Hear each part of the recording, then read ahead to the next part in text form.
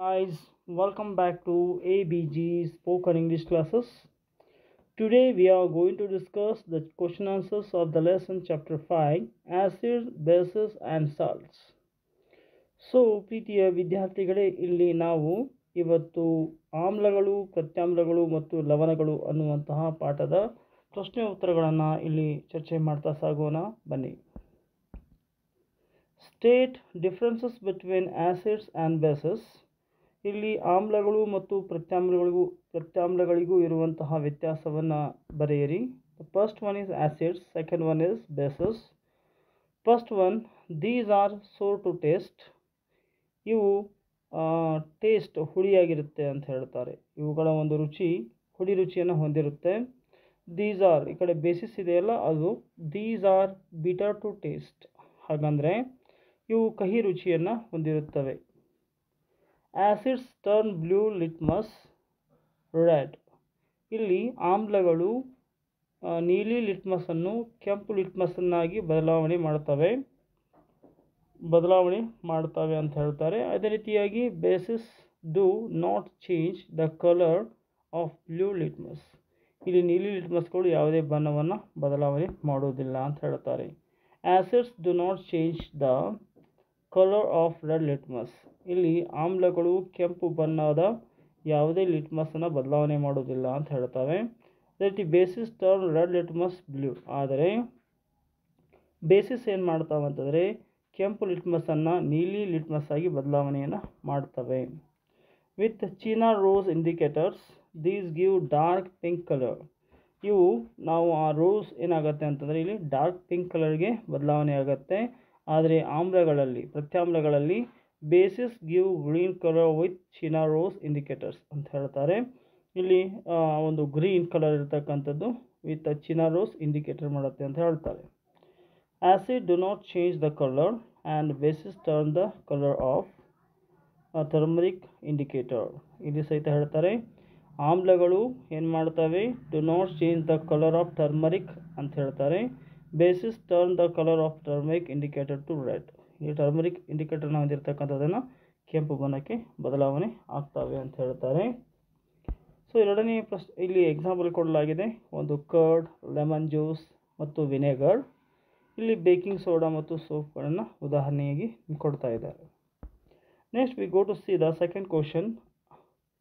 Ammonia is found in many household products such as window cleaners.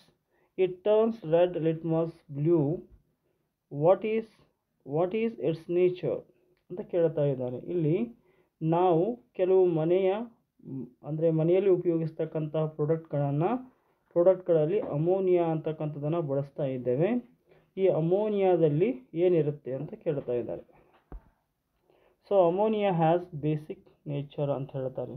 ಅಮೋನಿಯಾದಲ್ಲಿ ಏನಿರುತ್ತೆ ಅಂದರೆ basic ಆಗಿರ್ತಕ್ಕಂಥ ಸಹಜವಾಗಿರ್ತಕ್ಕಂಥ ಏನಿರುತ್ತೆ ಅಂತಂದರೆ ಗುಣ ಇರುತ್ತೆ, ಪ್ರತ್ಯಾಮ್ಲೀಯ ಗುಣ ಇರುತ್ತೆ ಅಂತ ಹೇಳ್ತಾರೆ. Name the sources from which litmus solution is obtained. What is the use of the solution ಅಂತ ಹೇಳ್ತಾರೆ. ಇಲ್ಲಿ ಲಿಟ್ಮಸ್ ದ್ರಾವಣವನ್ನು ಪಡೆಯುವ ಆಕಾರವನ್ನು ಹೆಸರಿಸಿ ಆ ದ್ರಾವಣದ ಉಪಯೋಗವನ್ನು ಹೇಳಿ ಅಂತ ಹೇಳಲಾಗಿದೆ. ಸೊ ಇಲ್ಲಿ ಲಿಟ್ಮಸ್ ಸೊಲ್ಯೂಷನ್ ಅಂದರೆ ಸೊಲ್ಯೂಷನ್ ಅಂದರೆ ದ್ರಾವಣ is extracted from the lichens. It is used to determine whether the given solution is acidic or basic. ಇಲ್ಲಿ ಆಮ್ಲೀಯವಾಗಿರ್ತಕ್ಕಂಥ ಸೊಲ್ಯೂಷನನ್ನು ಹೊಂದಿದೆಯಾ ಅಥವಾ ಪ್ರತ್ಯಾಮ್ಲೀಯವಾಗಿರ್ತಕ್ಕಂಥ ಒಂದು ಸೊಲ್ಯೂಷನ್ ಹೊಂದಿದೆಯಾ ಅಂತ ತಿಳ್ಕೊಳ್ಳೋದಕ್ಕಾಗಿ ನಾವು ಇಲ್ಲಿ ಅದನ್ನು ಪರೀಕ್ಷೆ ಮಾಡ್ತೇವೆ. Is the distilled water acidic, basic or neutral? How would you verify it? Distilled water will be neutral. We can verify it by ಇಲ್ಲಿ ಡಿಸ್ಟಲ್ಡ್ ವಾಟರ್ ಅಂತ ಕರೀತೇವೆ. ಡಿಸ್ಟಲ್ಡ್ ವಾಟರ್ ಅಂತಕ್ಕಂಥದ್ದು ಅಸವಿತ ನೀರು ಅಂತ ಕರೀತೇವೆ. ಅಸವಿತ ನೀರು ಇದು ಆಮ್ಲೀಯವು, ಪ್ರತ್ಯಾಮ್ಲೀಯವು ಅಥವಾ ತಟಸ್ಥವು ಅಂತ ಕೇಳ್ತಾರೆ.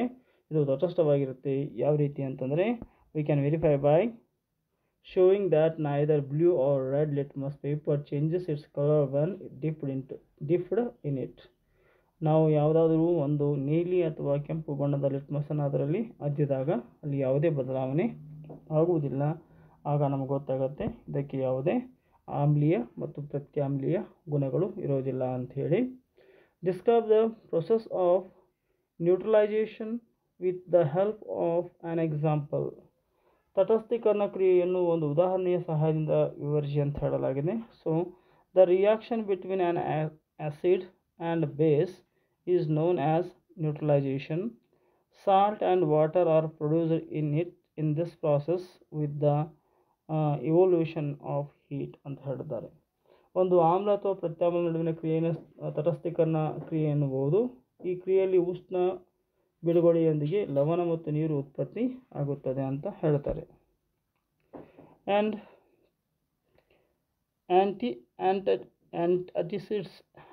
antacids like milk of magnesia, baking soda, etc., which contain a base, are used for reducing acidity in the stomach. Excessive acid released by glands. ಇಲ್ಲಿ ನಾವು ಹಾಲನ್ನು ಉಪಯೋಗ ಮಾಡ್ತೀವಿ, ಮೆಗ್ನೀಸಿಯನ್ನ ಯೂಸ್ ಮಾಡ್ತೀವಿ, ಬೇಕಿಂಗ್ ಸೋಡಾ ಯೂಸ್ ಮಾಡ್ತೀವಿ. ಯಾಕಂದರೆ ಈ ಆಮ್ಲದಿಂದ ಉಂಟಾಗಿರ್ತಕ್ಕಂತಹ ಒಂದು ಆ್ಯಸಿಡಿಟಿಯನ್ನು ಕಡಿಮೆ ಮಾಡುವುದಕ್ಕೆ.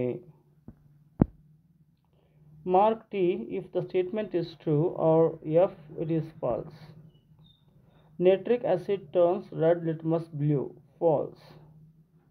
Second one. Sodium hydroxide turns blue litmus red. False.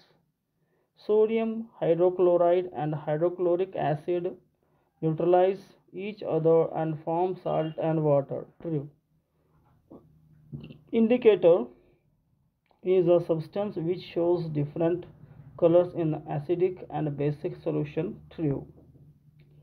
Tooth decay is caused by the presence of base. False.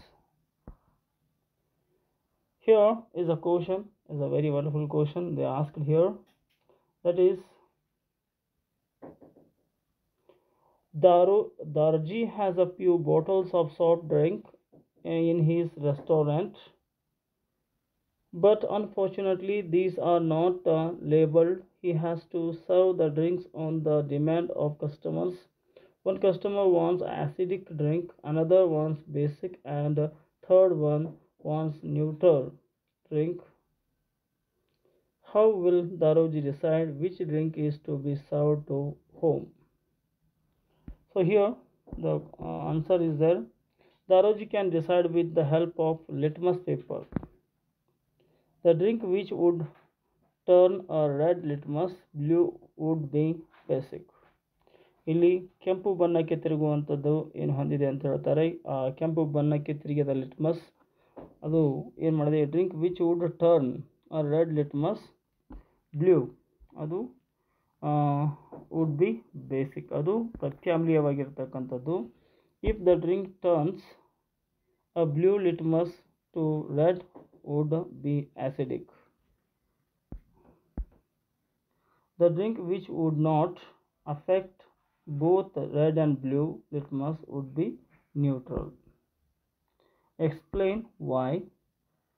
An antacid tablet is taken when you suffer from acidity, and calamine solution is applied on the skin when an antibiotics. Factory waste is neutralized before disposing it into the water bodies. Answer. We take an anticide such as milk of magnesia to neutralize the excessive acid released in stomach. Injects an acidic liquid into the skin on biting, which causes inflammation to the skin. The effect of the acid can be neutralized by rubbing. And calamine solution which contains zinc carbonate, which is very weak base and causes no harm to the skin. The wastes of the factories contain acids. If acids are disposed of in the water body, the acids will harm the organisms. So factory waste are neutralized by adding basic substances. So 3 liquids are given to you. One is hydrochloric acid, another is sodium hydrochloride, and third is a sugar solution.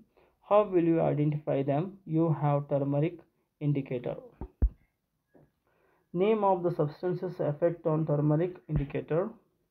Hydrochloric acid yellow to blue, sodium hydrochloride yellow to red, sugar solution no change.